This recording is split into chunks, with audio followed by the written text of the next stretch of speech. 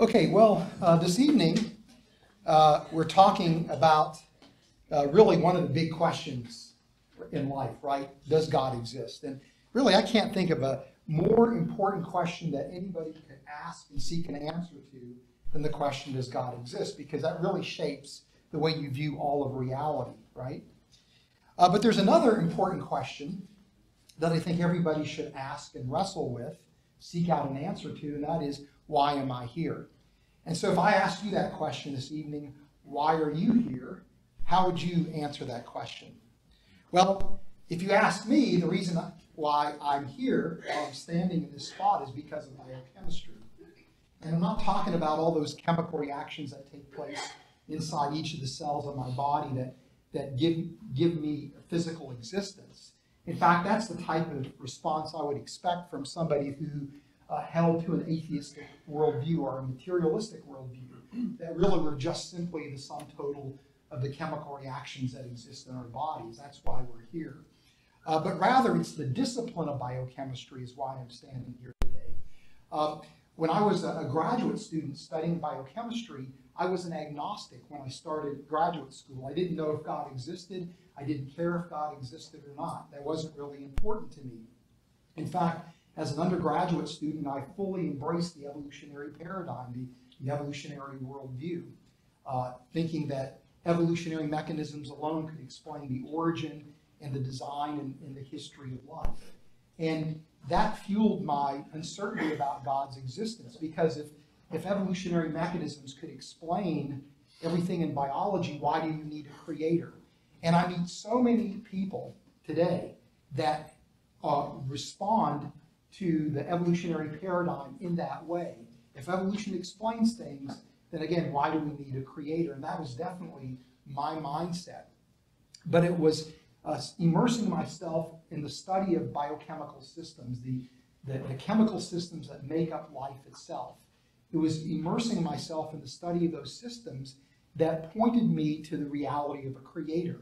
First of all, I realized as a graduate student, or began to appreciate maybe in greater detail than I did as an undergraduate student, that these systems are incredibly elegant, they're incredibly sophisticated, they're remarkable systems. And that to me triggered the question, then how do we as scientists explain where these systems come from? This is called the origin of life problem.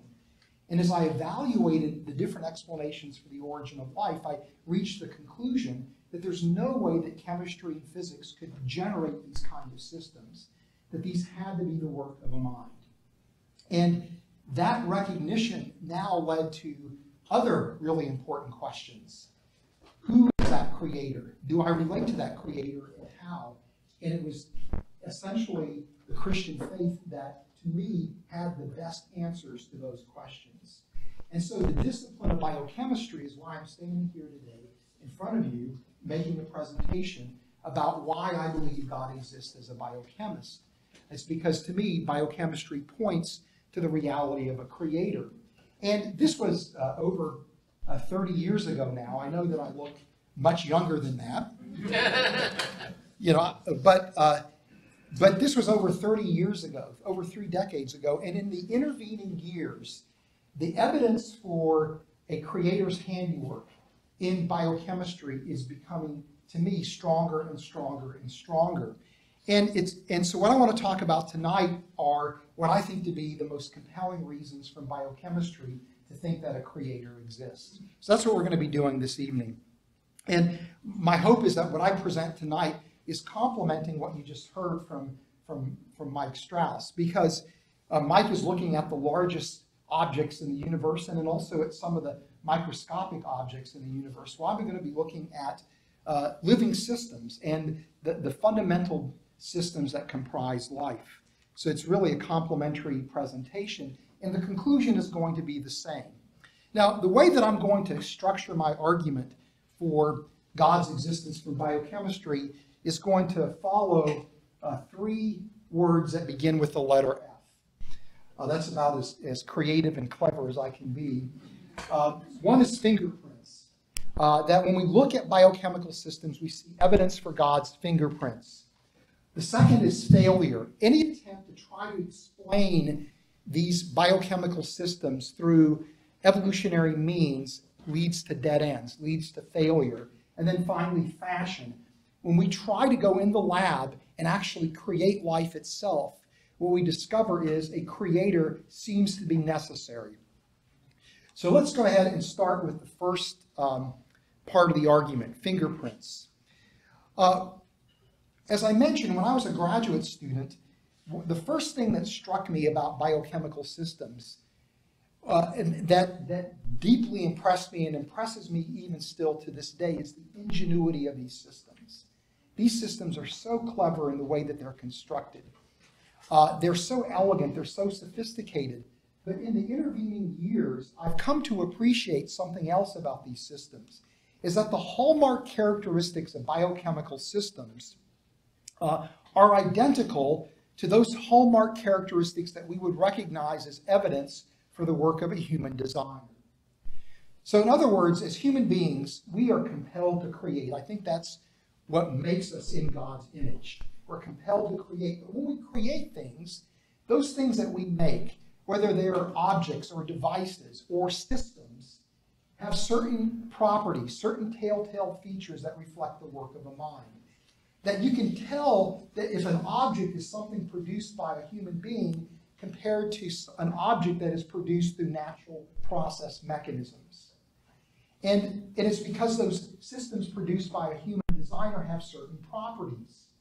Well, this is true for biochemical systems. They have the same set of properties as an object or a device made by human beings. And so if those properties reflect the work of a human mind in things that we invent, and we see those same properties describing or defining biochemistry, is that not evidence that they too are the work of a mind?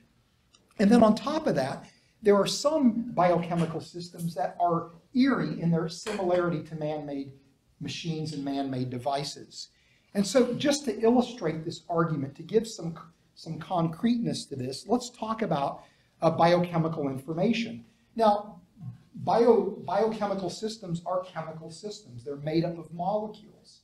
But maybe what is more definitive of biochemical systems is they're actually information systems. And that information is found in a lot of different types of biomolecules. Two classes of biomolecules that offer information are DNA, which is shown here, and proteins that are shown here in a cartoon form. DNA is a long linear molecule made up of smaller molecules that are linked together to make a molecular chain. And those smaller molecules are abbreviated A, G, C, and T, and they're sometimes called the genetic letters.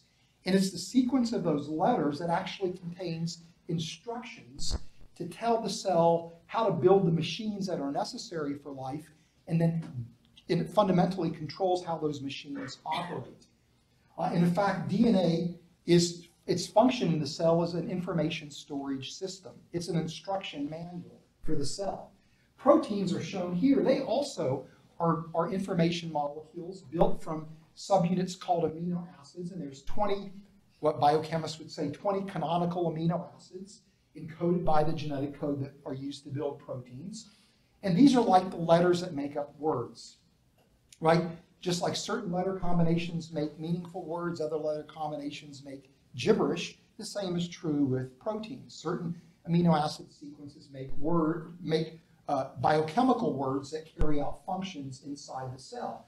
And proteins are these long chain-like molecules that fold into these complex three-dimensional shapes that determine the function of proteins. But these are, in essence, information systems. Now, to me, this right away suggests the work of a mind. Why would I say that? Because whenever we experience or encounter information, we immediately conclude that there was somebody that produced that information, right? So if you get a text message, if you get an email, you immediately realize somebody is communicating information to you. That's your first reaction. Now, what if you're driving along a road and there's a hillside and you see a pile of rocks scattered on the hill? You probably wouldn't think much about it. But what if the next day you drive past that hill and you see the word welcome spelled out? What would you conclude, right? One set of rocks has nothing that even interests you. In that other scenario, the arrangement of rocks is communicating some information to you. It's telling you that you're welcome. This is why information to me connotes the work of a mind. But there's more to it than that. For example, researchers who work in information theory that study molecular biology have determined that the structure of biochemical information, its organization and its mathematical structure are identical to human languages. So, for example, this is a chart showing the hierarchical organization of human language on the right, and on the left, biochemical language. It's the same hierarchical organization. This to me is really provocative because it's not just simply information now, but that information is in a form that we would be familiar with. It's in the type of form that we would create when we create information. Now, the next point is going to be a little technical, but bear with me, because this is really, to me, incredibly provocative. But it turns out that the mathematical structure of biochemical information is identical to the mathematical structure of natural languages. And this is actually a discovery that was just made about a month ago by a team of researchers from NIH. And what they were doing were studying proteins and treating them as if they were information systems. And this is a structure of a protein called pyruvate kinase. This is just a typical protein. And if you notice that there is this blue region, a white region, and a green region, this is what's called a ribbon diagram by biochemists. It shows you the protein chain and how it folds on itself. But notice that there are these three independent regions, structurally independent regions. These are called domains. And it turns out that proteins are built from domains. Some proteins have a single domain, other proteins have multiple domains. And when proteins are built in nature, the domains are mixed and matched to create all kinds of different proteins. So here are two different proteins, each with two different domains, but they both share this same domain. So these are two proteins that are made from two unique domains and then two shared domains. And so when you look at proteins, it's an ensemble of all kinds of domains. There's about 1,000 or so different domains that have been discovered that are all mixed and matched. So these researchers treated each of these domains as if they were words. And then they did something called Engram Analysis. How many of you have heard of Engram Analysis? A computer scientist, probably. Well, guess what? Every one of you here uses Engram Analysis every day. I bet you didn't know that. Have you ever sent a text message, right? In the text software, when you start to type T, then it suggests the, right? Or then if you do TH, it might say the or there, depending on how you spell there, right? Well, what's going on is that the software, when you type a T, calculates the probability, or knows what the probability is of the next letter being an H. And if it's a T and an H, what's the probability? Well, most likely probability. The next letter is going to be an E. Now, what's really cool with the software is that the more you use it, you train it so that it gets used to what you do. So I like to write little blessings to my kids every day. They're now adults out living all over the place. And so I send a little blessing to them. What's really weird is now my text message, when I type in holy, puts up Holy Spirit, right? So it's learning what I use. So what they did is they essentially did an Engram analysis. I'm not going to get into the unigram, bigram, trigram. It's not that important. But what they discovered is that when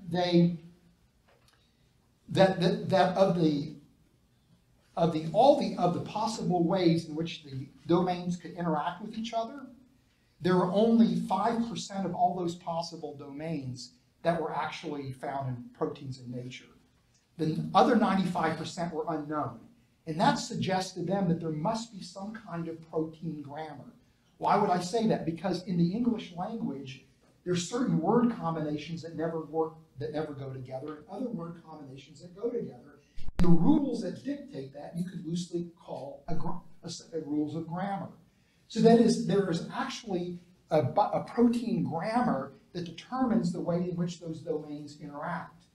And when they actually calculated the mathematical structure of the protein grammar, it was identical to the mathematical structure of the grammar used in human languages. All languages around the world have the same mathematical structure, though the languages may superficially seem different, they all have the same mathematical structure. And this is what the researchers say. The similarities between natural languages and genomes are apparent when domains are treated as functional analogs of words in natural languages. Think about this. This is really provocative, right?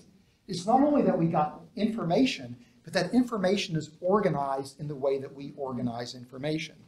Now, something to me, if you ask me what is one piece of information from biochemistry that most convinces you that a creator exists, it would be this. That the way that the cell's machinery manipulates the information in the cell is identical to how computer systems fundamentally operate. Now, to understand this, we need to think about the work of the British mathematician Alan Turing. How many of you have heard of Alan Turing?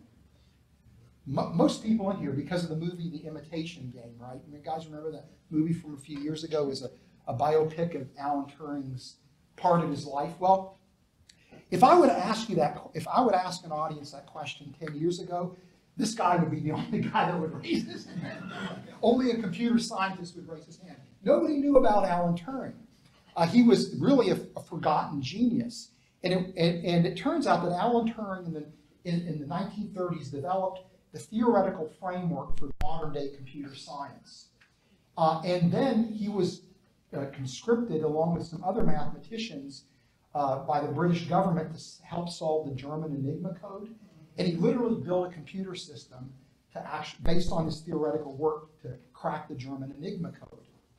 And people believe that his work probably shortened World War II by 2 years, saving 14 million lives. He literally is a war hero. And nobody was aware of this until the British government declassified the information. Turing's life is a tragic, tragic life, to be certain. I'm not going to go into the details. But Alan Turing may very well be the most important scientist that lived in the 20th century, because everything that we enjoy around us in the form of technology traces its roots back to the work of Alan Turing.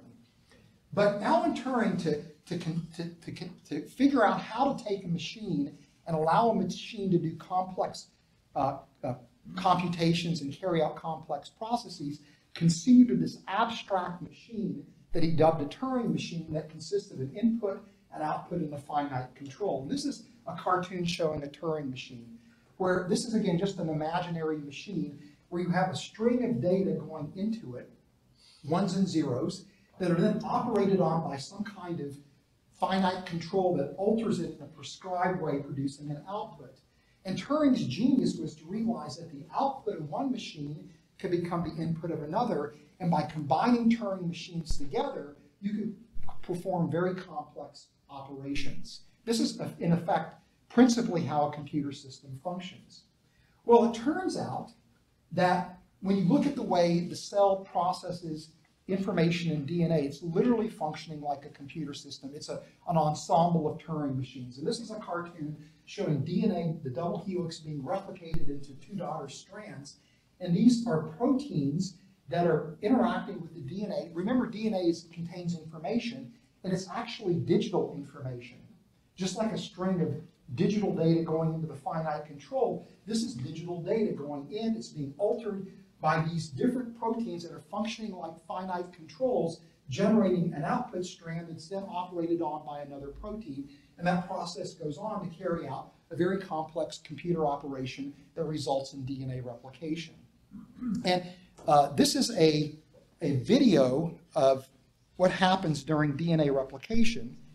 And so you can see the Turing machines working in combination. This is, in effect, a computer operation taking place inside the cell, where you can see the digital information of the DNA going in and out of these finite controls. So this is a computer operation that's actually taking place inside the cells, where, again, DNA is the input and the output, and then the enzymes or the proteins are the finite controls.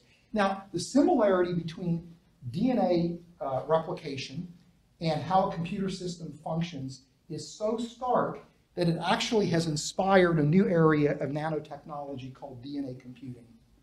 This is a picture of Leonard Adleman. He's a professor at the University of Southern California. He's the father of DNA computing.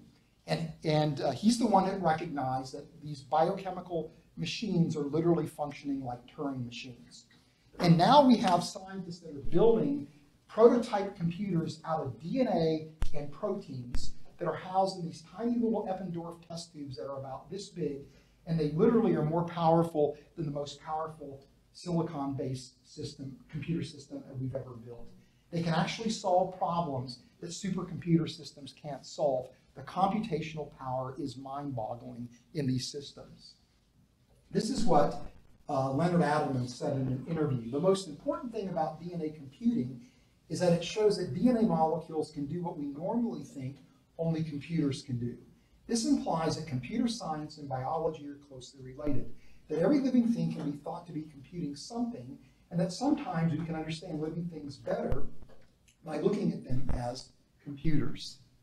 So this is, to me, mind-boggling when you start thinking about the implications of this. But all of this that I've presented here allows us to take this intuition of design and formalize it into an argument for design, following in the footsteps of William Paley. In the late 1700s, William Paley, who was an Anglican and a natural theologian, wrote a book called Natural Theology, where he presented the watchmaker argument for God's existence. And Paley basically argued that a watch, which was the pinnacle of engineering accomplishment in his day, clearly reflects the work of a mind. That a watch has certain properties that reflect the work of a mind. And when Paley surveyed biological systems, he saw that those biological systems shared features with a watch, and therefore concluded that if a watch requires a watchmaker, life requires a creator.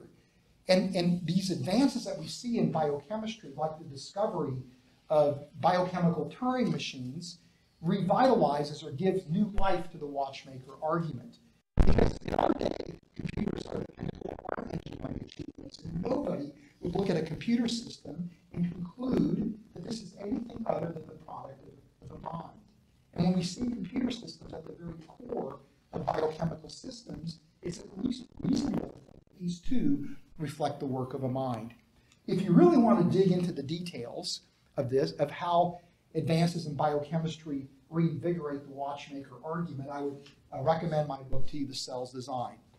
Now, when you present an argument like the one I've presented, there is a common rebuttal. And this rebuttal is exemplified by Richard Dawkins in his classic work, The Blind Watchmaker, where Dawkins says this: Paley had the proper reverence for the complexity of the living world, and he saw that it demands a very special kind of explanation. The only thing he got wrong was the explanation itself. The true explanation had to wait for Charles Darwin. Natural selection, the blind, unconscious, automatic process, which we now know is the explanation for the existence and apparently purposeful form of all life, has no purpose in mind. It has no mind and no mind's eye. It does not plan for the future. It has no vision, no foresight, no sight at all. If it can be said to play the role of a watchmaker in nature, it is the blind watchmaker.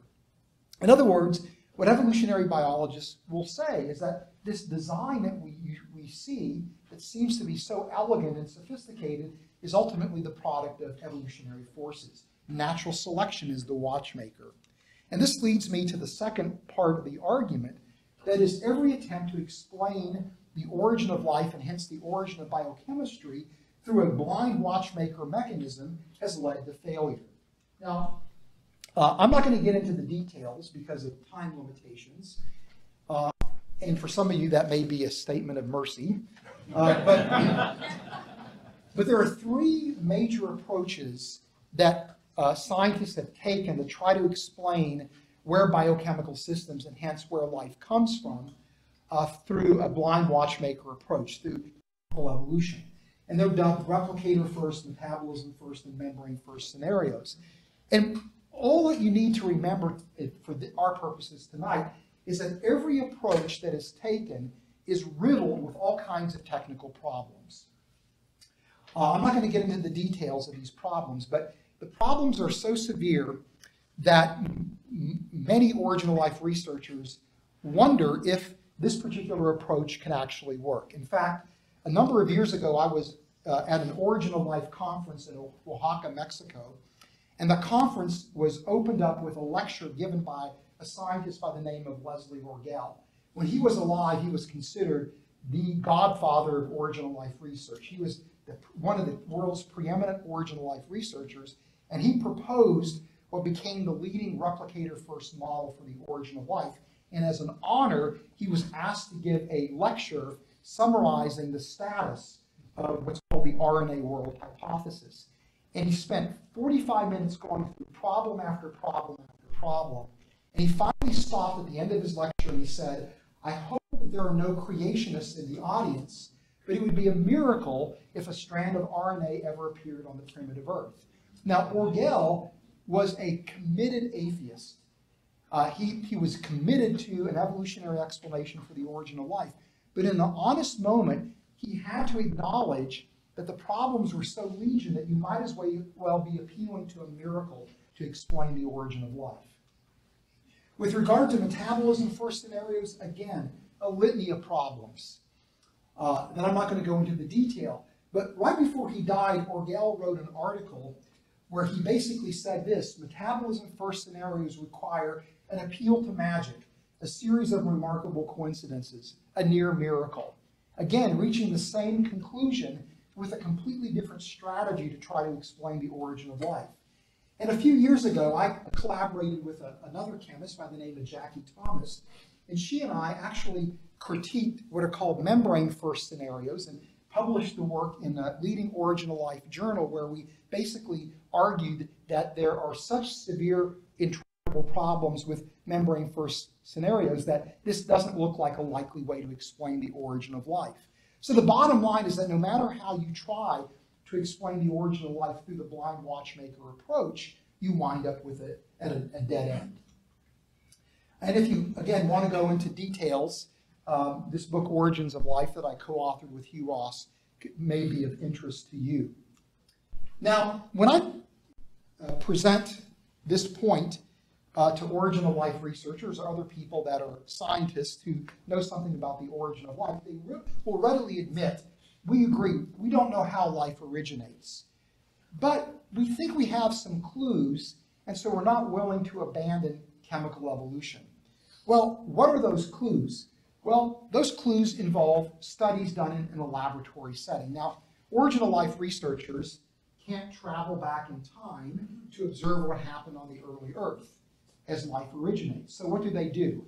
They try to go in the lab and they try to replicate in the lab different chemical and physical steps that would have taken place, they believe, on the early Earth that would have contributed to the origin of life. They literally try to recapitulate the origin of life in the lab. They try to create life in the lab by recapitulating what they think took place on the early Earth.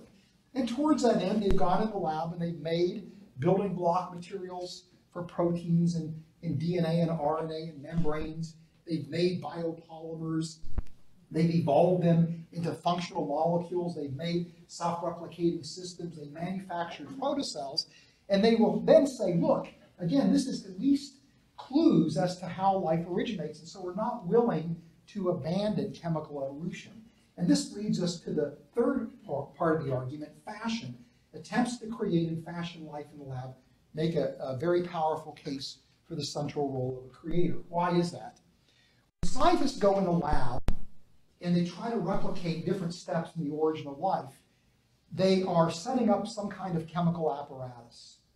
And they are very carefully controlling the starting conditions. They determine what solvent to use. They determine what chemicals to add, what concentrations of those chemicals, when to add them. They control the pH, the temperature. They stop the reaction at the just right point in time. In other words, you have researchers that have, in principle, shown that chemistry and physics can maybe make some of life's building blocks, but they've shown how this happens in a laboratory.